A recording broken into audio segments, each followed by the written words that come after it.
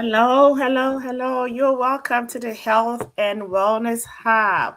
Welcome back to the Health and Wellness Hub. We are glad to be back here to give you all the health tips and all the help advices from our seasoned and well experienced professionals. So you're welcome back. We'll just play music for 1 minute and then I'll come back and introduce our special guest in the studio. So don't go anywhere. Share the link, invite a friend, invite a family member, invite everybody because the topic for today is sleep disorders. And I know we all go through that in one way or the other. So share the link, invite somebody to come listen in. You never know the life you're saving. So don't go anywhere and stay tuned. We'll be right back.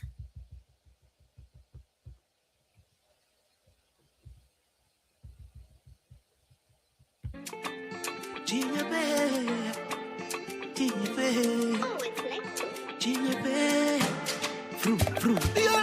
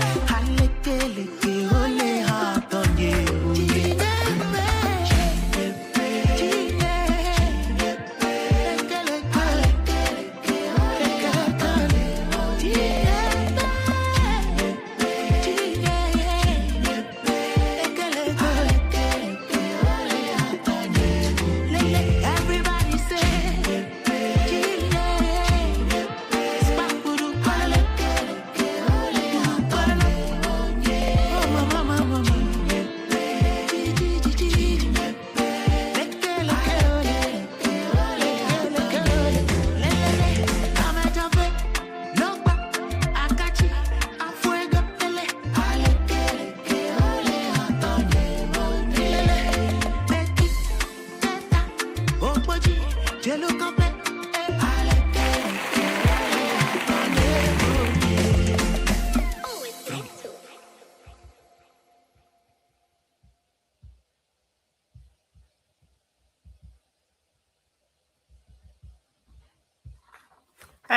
welcome back. Welcome back. This is the Health and Wellness Show, and my name is Miss Jill.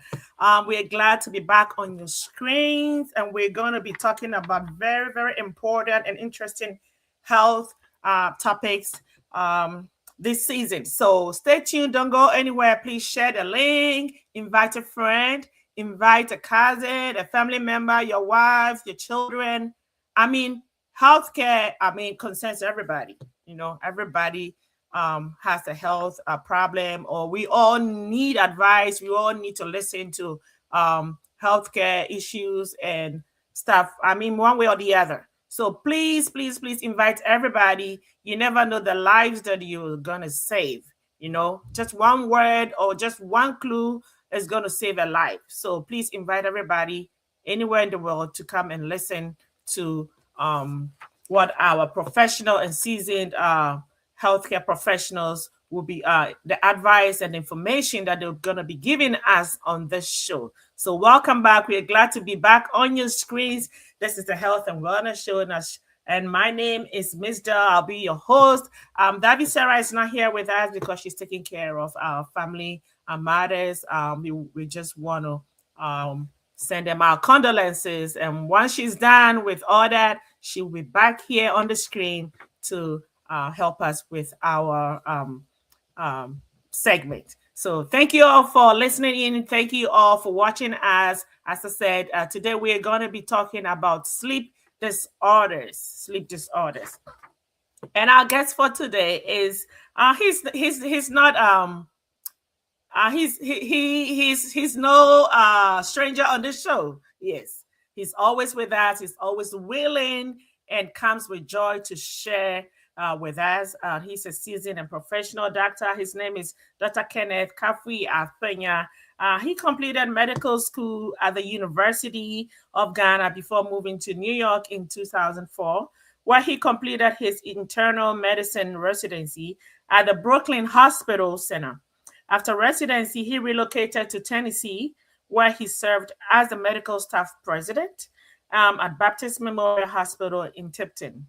Dr. Afenya later moved to Lexington, where he completed his nephrology fellowship through the University of Kentucky College of Medicine. So you can all see or hear from what I just read from his biography, or from that he is well experienced. He's been all over the place, from Ghana to the US. So today he's going to be talking to us about sleep disorders. Dr. Afenya, you are welcome. Welcome back to the Health and Wellness Show. Thank you very much. We're so glad to have you. It's a great pleasure to be here again. Yeah, and it's our pleasure to have you too. Thank you. Yeah. So I'll just throw it over to you and then take us through the sleep disorders. Okay, good. So there are so many things that we take care of as health, and one of the things that people talk about is basically you want to look at exercise, you want to look at people talk about diabetes, talk about hypertension, and they talk about so many things. But one of the areas that we really don't talk about is sleep disorders, because it doesn't come up. And unfortunately, it affects all of us one way or the other. If you are a student, if you are a mother, if you're a father, you know about it. You know about how you go to sleep and you lay in bed and you're tossing around and you're like, I'm going to wake up at 5 a.m., but it's 1 a.m. and you can't sleep. And you're asking yourself, what exactly is going on? So it's because we don't talk about it so much. That is why. And so my focus is going to be on sleep. Why is sleep important? Why do we have to sleep at all?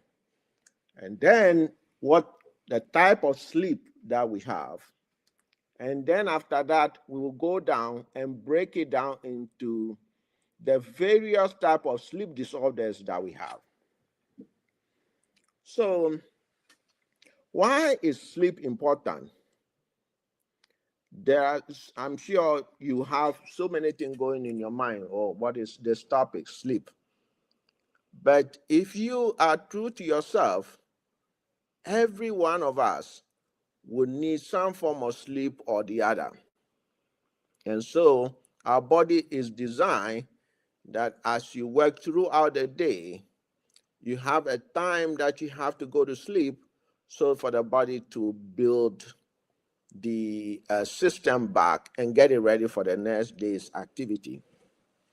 So, one, there are two main types of sleep, and it's divided into what we call the REM sleep and non-REM. REM sleep and non-REM. In fact, the non-REM sleep comes before the REM sleep. Non-REM sleep basically is a period that you are you go into bed and then you realize that you have some jerky movement as if you're about to enter into deep sleep. The initial part where you have some consciousness, you go and then you enter into what you call the REM sleep, where you go deep that you're not aware of your surrounding anymore. And that is called the REM sleep. REM sleep is when you can have dreams and things, because you go into deep sleep, you really have to be shaken. So for you to wake up out of your REM sleep. So that is deep sleep. That's called a REM sleep. Now, how much sleep do we need for us to be okay? Typically, for us young people would need about 6 to 8 hours of sleep. The older you get, the more difficult it is for you to fall asleep. So you see that if you take young people 5, and no matter what you do, if it is time for them, you force them to go to sleep. But if it is truly time for them to go to sleep, they will fall asleep wherever they are. It could be in the bars, you could be in the watching TV, they will fall asleep and go to sleep. And they will sleep 8 hours at least. And the older you get, it is more difficult for you to sleep. So then you'll be getting about 6 to 7 hours of sleep, and that's okay. So those are mainly how much sleep you need. Now, I want to break down the type of sleep disorders that we have. The first one is insomnia. Insomnia is inability to fall asleep.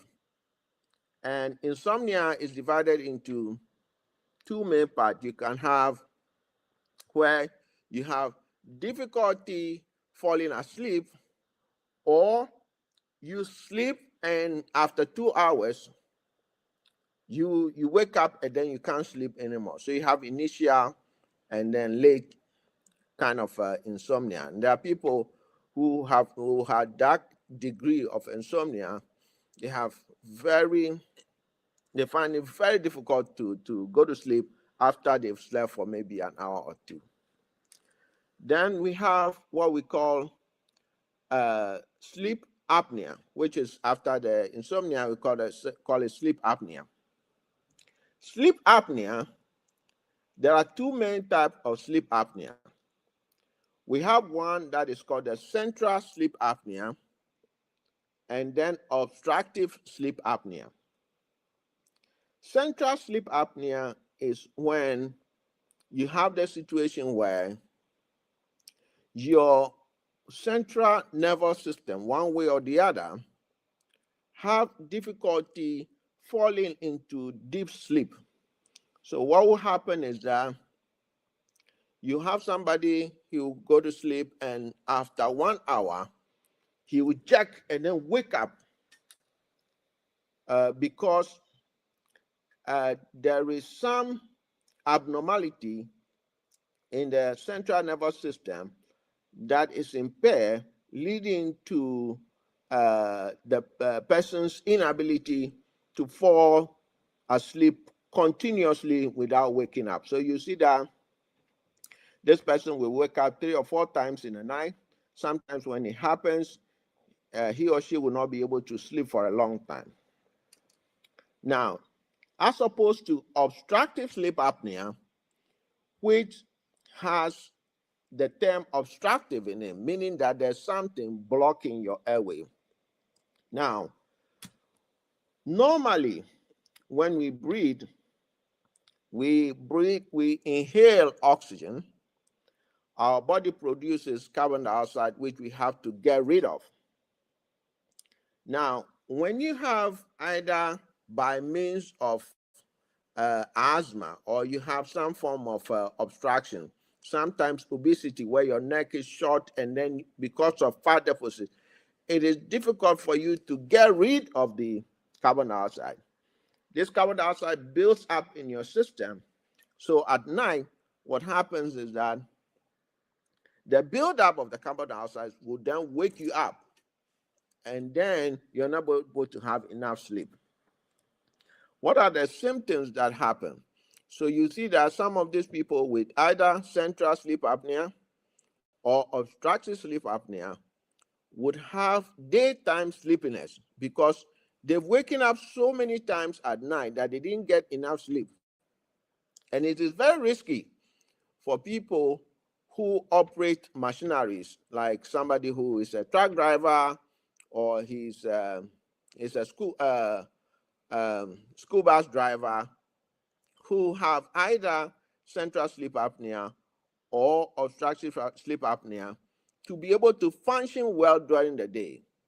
So when this happens, you see that they would not have enough sleep, and then they will be sleepy at night.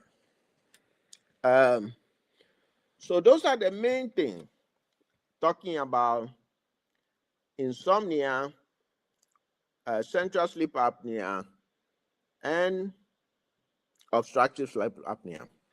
I want to pause here and take any questions, and then we'll come up to the second part if there are any questions or any things that you want me to clarify about. All right, thank you, Doug. So as Doctor said, if you have any questions, if you have any comments, please put them in the comment section, and he will be happy to answer your questions. Thank you, thank you. Please share the link as well. Share the link and let people listen in and pick 1 or 2 advices or something that's going to help them sleep better. I mean, sleep apnea happens to all of us in one way or the other. Sleep disorders, I mean, in one way or the other, we've all experienced it. So it's something that we all relate to. So share the link, invite people to listen into it, and ask questions. If you have any personal questions or any general questions, kindly put them in the comment section for Doctor to answer. Thank you. Okay. All right. Okay. So whilst we wait for the question, I just want to say that this kind of pattern of sleep disorders. Now, what are some of the things you can do to help to have good sleep? So one of the basic things that you can take care of is called what we call sleep hygiene. Sleep hygiene. Sleep hygiene is just like we have dental hygiene. Sleep hygiene is taking cognizant of the fact that you need sleep and making time for sleep. So for instance, you can't be that one where you know that you have to wake up at 5 a.m. to go to work at maybe 6 a.m. And then you stay all along and go to bed maybe 2 a.m. No, that is not good. Slow sleep hygiene, meaning that you have to know that I need 6 to 8 hours of sleep. So you make time for that. So you gather yourself and said, okay, I have to go to bed at 10 p.m. So every night, 10 p.m., you make sure that you go to bed. So that's what it calls sleep hygiene. Now, apart from that, there are also what we call distractors. So there are a lot of things that can distract you. That is watching uh, maybe TV, watching excessive TV, or being on your phone and thinking that, oh, I can, let me go to sleep, but you are on the phone. You can't stay on the phone by the time you realize it's 2 a.m. because you haven't had, you've not given your time to fall asleep because you are still stimulating your brain because you haven't given yourself enough time to sleep. Your TV is on, your TV is in the bedroom, and you're not getting enough rest. The second thing is taking excessive stimulant. Stimulant, by stimulant, I mean coffee. Coffee and other stimulant, alcohol, and those things. So those things can keep you awake. For instance, if you know that you're going to go to sleep around 10 p.m., then you should not drink excessive coffee during the time that you're about to fall asleep because you know that the stimulant will keep you awake. So you avoid those things that would impair your ability to fall asleep. That's number two. Number three is the time that you eat before you go to sleep. Let's assume that you know that you have to go to sleep at 10. You have to give yourself at least 3 to 4 hours for the food to digest in your system before you can fall asleep fully. So you have to give yourself enough time between the time you eat and the time you go to bed. The fourth thing is sometimes during sleep, you realize that because you haven't had prepare yourself in terms of getting yourself ready, you don't have that amount of sleep that you need. Now, the um, the fifth thing is that when you have good sleep hygiene, you should apportion your time such that you sleep only in the night and don't avoid taking too much naps. There are some people, they will come to me and say, oh, doc, I haven't been able to sleep. A couple of days ago, somebody said that. And then I said, okay, what do you do during the day? So if you sleep excessively during the day, then you don't, your body has had enough rest and then you'll be awake during the night. Now, if that is what you do, that is different.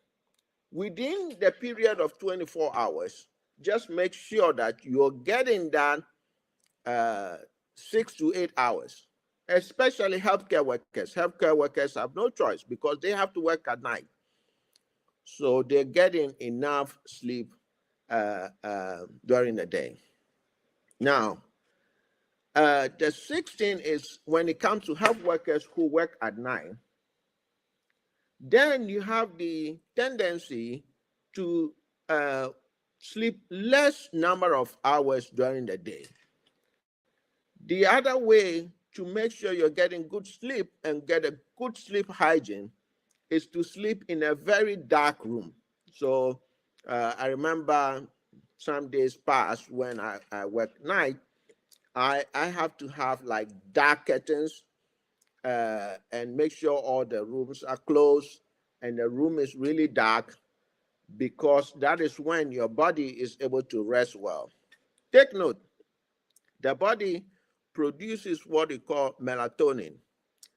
Melatonin these days, we have melatonin that they prescribe for people, and it comes in milligrams like 3 milligrams, 6 milligrams. Some people go to the extent of taking a 10 milligram melatonin. Now, melatonin is a natural substance that is produced by the body. The way the body produces melatonin is if you have a dark environment. A dark environment, your body produces melatonin, and that helps you to go to sleep. And so now we found out that, okay, if you're producing it not naturally, we can have a melatonin that we can manufacture, give to you, and that will help you with your sleep. So that is basically a sleep hygiene, making sure that you create the necessary environment and necessary activities that will help you so that you can fall asleep well and get good rest. Okay, so I will pause here again and allow people to ask any question, and then I'll come back to pharmacological treatment. What medicines can we give you to help you sleep? Okay, so we have one question here from Azala Suvivi. Okay, so it says, Doc, what is the cause for falling asleep after a big meal like banku? I have experienced this lately. Sleep hits me like a ton of bricks after eating banku and okra soup.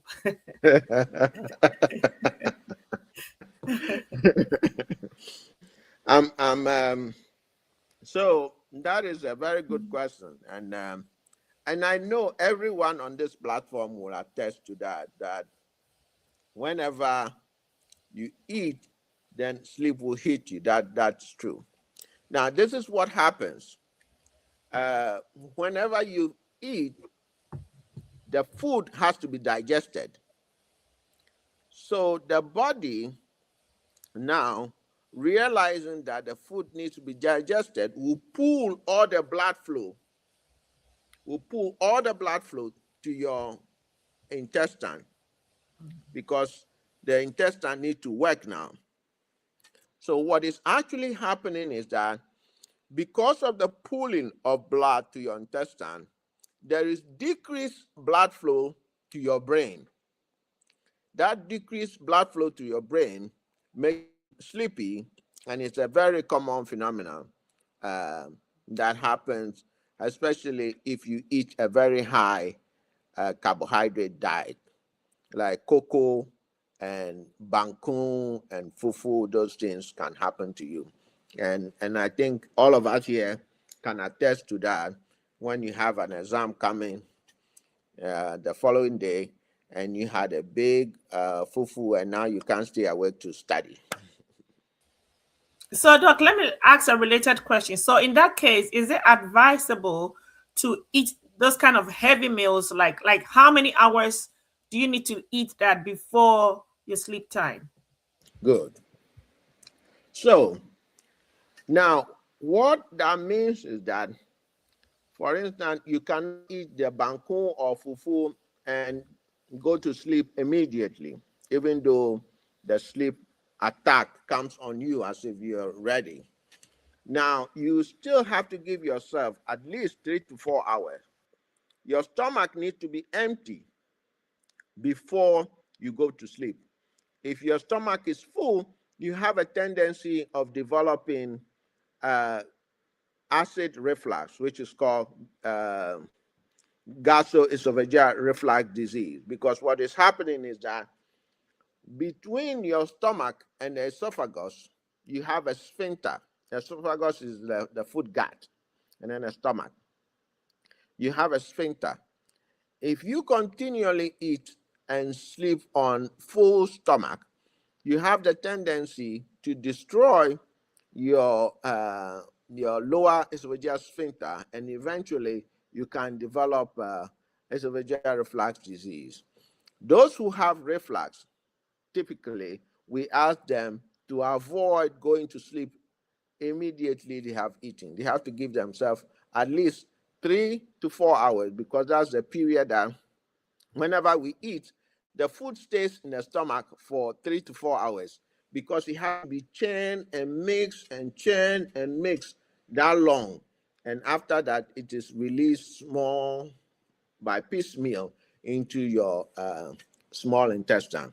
So it's very important, even though the sleep comes on you, if you do active movement or trying to engage yourself doing active, you will impair that attack of sleep that comes until you are fully ready to go to sleep. Okay. I have another question. There's another question too. So sometimes you have your full like sleep hours, let's say between 6 to 8 hours of sleep, but then during the day you still feel lethargic. Like what causes that? That so basically, our body, like I said, you need that 6 to 8 hours of adequate sleep. Now, sometimes during the day, you may have occasional episodes that you're very sleepy, you're very lethargic. I'm sure you will attest that you probably did not get that 6 to 8 hours of sleep if you can be truthful to yourself. Sometimes we say, "Oh, I slept well," but you probably, didn't do all the things that check the boxes well. In any event, you can have instances where you're truly tired and you're lethargic, or you have just eaten the meal, like I said, and that lethargy, most people, if you had adequate sleep, usually come after lunch when you have eaten. And that same phenomena is what applies, that you have your body now listening to the intestine by pushing blood to the intestine instead of to the brain, and you have that lethargy. Those lethargy comes, or altered mental status comes, when you have impaired blood flow to your brain. It is not like significant impaired blood flow, but low enough that you start feeling lethargy and you have that sensation of drowsiness and sleepiness. So that's what happens. Okay, thank you, Doc. And Okay. another question is let me see. Okay, I don't see any other question here. Okay, so Doc, you can continue. Oh, great. Yeah. So now we'll come to pharmacological treatment or other therapies that are available for sleep disorders. The first one we're going to talk about is how do we treat insomnia? Insomnia is when you go to sleep and you can't fall asleep at all. So there are a few medications. I mentioned one during the commentary about the body producing melatonin. So melatonin is naturally produced by the body, but we can manufacture it and give to patients. So melatonin is usually the first medicine that we prescribe. And usually you take the dose and then it helps you fall asleep. We have other medications like Ambien. I'm sure some people have heard about it. You get Ambien and you take it, and that helps you to fall asleep. Now we have others like benzodiazepine. You've heard about it before, something like Valium, those three. So three main medicines that we use in insomnia: melatonin, Ambien, and then sometimes the benzodiazepine. The most typical example is the Valium that we use. Now, then we come to obstructive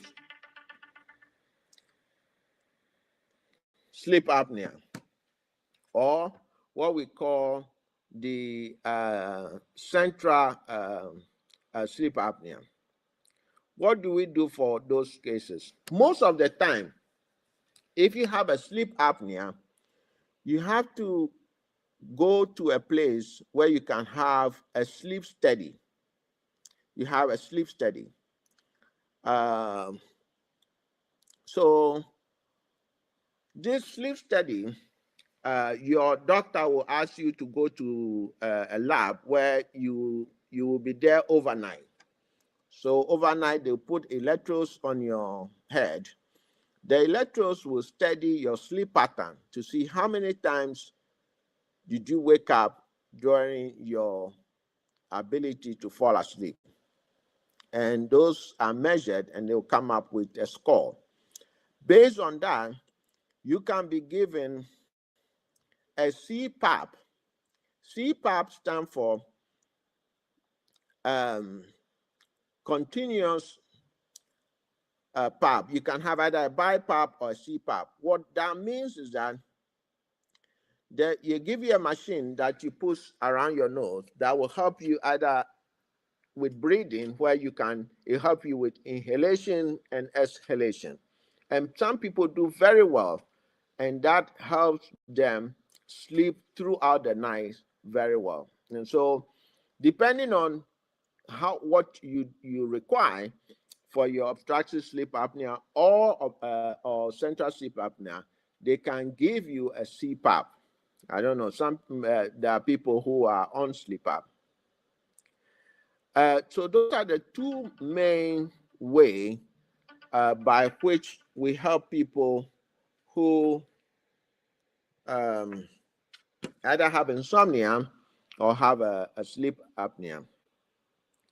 And if you have sleep apnea and you're having difficulty driving, I would suggest you go to your doctor, get a sleep study, get a CPAP, and that will help you, especially when you have a lot of daytime sleepiness and you don't want to be involved in an accident. And so because you didn't have enough sleep, that is why that happened.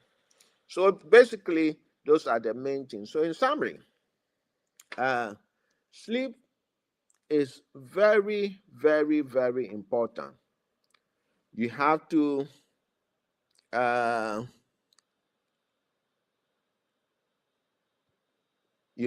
give yourself enough time to sleep. You have to go through all the necessary things I talk about regarding sleep hygiene. Sleep hygiene, all the things I talk about, making sure that the room is very dark, making sure that you give yourself adequate time, making sure you take away all the distraction, avoid all the stimulants, and eating and giving yourself enough time from the time you had your meal and the time you go to sleep. If you do all these things and it's not working, then you can apply the pharmacological means where you can go to a doctor, talk to them, they can prescribe you some medicine. And if that is not helping, you can get a sleep study. If you get a sleep study, then you can qualify to get a CPAP. So basically, that is the summation of sleep disorders. And I hope this has helped you enough. But if you have other questions or come up later, you can always reach the host and get back to me, and we can see how best we can answer all your pertinent questions. Thank you. Thank you very much for giving me this opportunity. Thank you so much. All right. Thank you, doctor. So that's one more question. So do you have any tips? Sometimes when you sleep and then you wake up in the middle of the night to go use the restroom, you come back and you struggle a little, to fall back asleep. Do you have any tips for us? So again, that happens to all of us. I'm not particularly sure if there's any tips that can help, but again, it is trying to take away all the distraction once you come back from using the restroom. Make sure there are no TV is not on, your phone is not on your side, and so that you can go to sleep again. And I know it happens to all of us. Yeah. All right. Thank you, Doc. Okay, we have a comment here from Victor Do. He says, "Thank you for this important subject. It does affect us all greatly, especially at our advanced age when our bodies function at reduced capacity." Very true. Yeah. Hmm. And there's another question from Mr. Lawrence Jagadu, DJ Mawanyega. He says, "Doctor, as a senior citizen, I have to have a nap in the afternoon. If I don't, the rest of my day is messed up. Is this normal?" Yes. In fact, I gave this talk to a different group, and that question came up. And what it means is that make sure that within the 24 hours, at least you're getting the 6 to 8 hours. So if your nap time is 2 hours and you are still getting your 4 hours at night and you get 2 hours during the day, that is still adequate.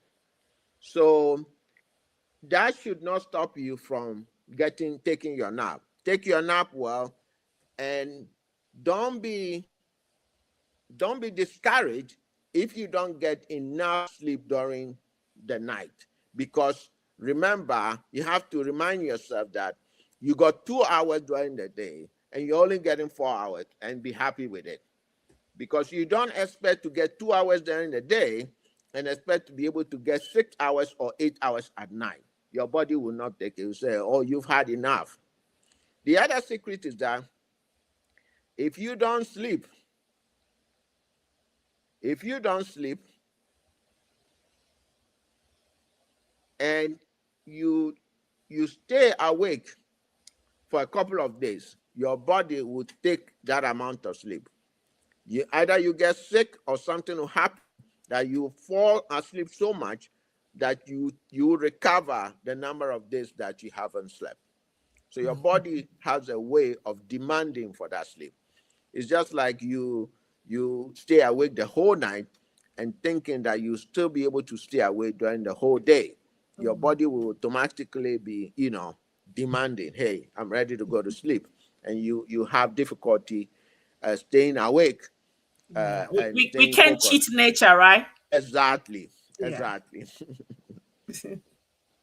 So just All make right. sure that you're getting the amount of sleep you need for for the 24 hours, and you should be fine. So you can still take your naps during the day. All right, and thank you so much, Doc. I don't see any more questions there, here. So yeah, I don't. So in a nutshell, Doc has given us the reasons why people or we go through all these sleep disorders. And I know he said we one thing that I have taken, we just have to we need to observe be disciplined with our sleep time. When it's 10 p.m., it's 10 p.m. You shut down and then give your body that amount of rest it needs, so you will be rejuvenated the next day to go about your duties. So we really have to be disciplined, especially with our kids. School going age today really need bedtime. They need a routine. So thank you so much, Doc. All too soon, we've come to the end of the show. Yes, yeah, we've come to the end of the show. As I said from the beginning, Dr. Apenya is no stranger on this show. Right from the onset of this show, the very first show, he was with us. We went on a break and we are back. And on our comeback show, he's the very first person to be with us on this show. Thank you so much, Doc. We really appreciate you. And we know he's going to come back again with some great health care tips for us. Thank you, Doc. At this moment, we want to thank you all so much. Thank you for listening. Thank you for watching us. This is the Health and Wellness Show. We'll be coming your way with very interesting healthcare topics. So please be on the lookout. Next week, we're going to come on the show. Please share the link, invite a friend. You never know the life that you're going to save. Somebody might just come on the show, just listen to just one tip, and it's going to save their life. So please, let's not take it for granted. It's healthcare. It affects everybody. Everything affects everybody when it's healthcare. So please, please, please. Thank you all so much. We appreciate you. My name is Miss Dell, and we'll see you again next weekend, same time, 9:30 a.m. Eastern, 9:30 a.m. Central Standard Time, and then 10:30 Eastern Standard Time. Yes. Yeah. I mean, in Ghana, I think it would be like in the afternoon, right? Like 3 p.m. or sometime in the afternoon. So please, anybody in the world can watch this show, listen in, send the link. It's on YouTube, our channel. Just go to Siana Eweland. Just share the link. They can still watch it later on, so we all benefit from it. This is the Siana network. We have other shows that run. Friday, we have DJ Mawanyega. He comes our way with African jazz music. Yes, very interesting sessions. And then Saturday morning, we are here at 9:30, the Health and Wellness Show. Yes, we're here always for you. 9:30 Central Standard Time, 10:30 Eastern Time. And then after, there's the Siana Talk Show. FO Steve and Empress Mousy come our way very soon. Once we leave here in some few minutes, they're going to be on the show. So please listen in as well. And then afterwards, we have the Duyenyo Bobobo show that comes on afterwards. And then later on during the day too, we're going to have the Strong Rugby. Yes, Strong Rugby. We need to learn our Rugby language. So, yeah, that's about it for Saturday. And then Sunday, our sister Nicole also comes to us with Africa Chill. So basically, that's about it for the shows on this network. Please, please, please, as I said, continue to share the link, invite people to listen in. I mean, we all know when you go for consultation in healthcare, we know how expensive it is. But on here, when you come, it's free. This free consultation. Who doesn't want free consultation? So we thank you for watching us. We'll come your way again next weekend, same time. See you and stay blessed. Bye-bye for now. Bye-bye. Bye. Thank you, Dad. Bye.